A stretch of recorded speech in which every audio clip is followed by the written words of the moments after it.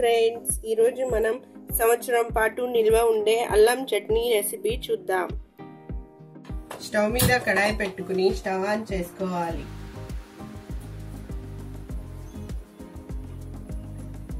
కడాయి వేడైన తర్వాత అందులో 4 టీ స్పూన్స్ ఆయిల్ వేసుకుందాం.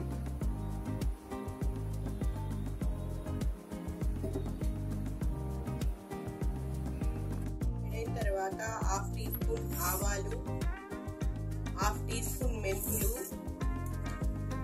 1 టీ స్పూన్ ధనియాలు, 2 స్పూన్స్ శనగపప్పు, 2 స్పూన్స్ మినప్పప్పు వేసి ఫ్రై చేసుకోవాలి.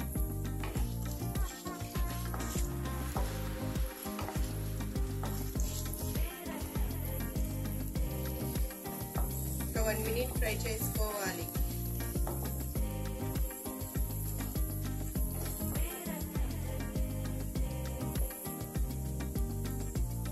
ఫ్రై అయిన తర్వాత ఇందులోనే 1 టీ స్పూన్ జీరా వేసుకోవాలి.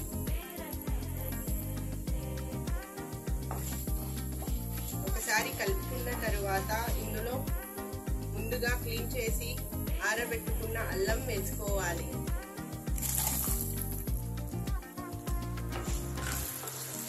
మొత్తం ఒకసారి బాగా మిక్స్ చేసుకోవాలి.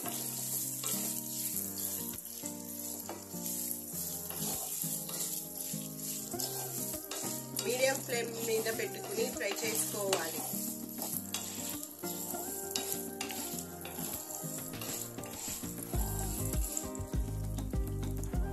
ఒక 2 మినిట్స్ ఫ్రై చేసుకుందాం. 2 మినిట్స్ ఫ్రై చేసుకున్న తరువాత ఇందులోనే ఎండుమిర్చి వేసి ఫ్రై చేసుకోవాలి.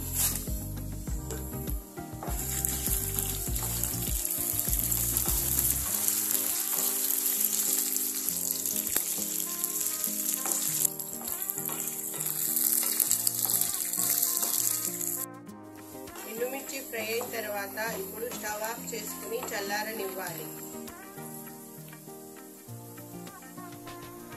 చల్లారిన తర్వాత ఒక మిక్సీ జార్లో వేసుకోవాలి.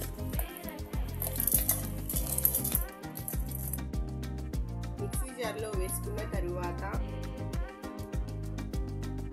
హాఫ్ కప్ బెల్లం వేసుకోవాలి. అలాగే హాఫ్ కప్ చింతపండు గుజ్జు వేసుకుందాం. టేస్ట్కి తగినంత సాల్ట్ వేసుకోవాలి. ఇప్పుడు మెత్తగా మిక్సీ పట్టుకుందాం. ఈ విధంగా మిక్సీ పట్టుకోవాలి. ఇప్పుడు పోపు పెట్టుకుందాం.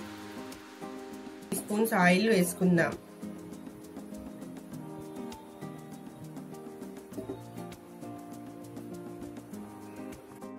తర్వాత హాఫ్ టీ స్పూన్ ఆవాలు, హాఫ్ టీ స్పూన్ మెంతులు, హాఫ్ టీ స్పూన్ జీరా, ఎండుమిర్చి, కరివేపాకు వేసి కలుపుకోవాలి.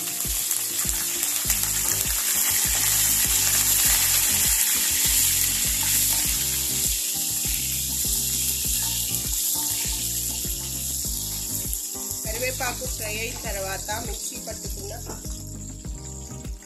అల్లం చట్నీ వేసుకుందాం.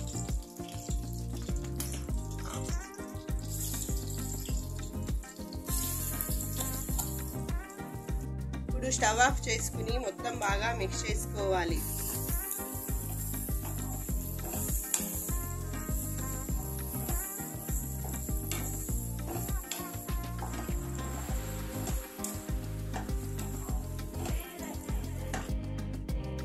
ఒక బౌల్లోకి తీసుకుందాం.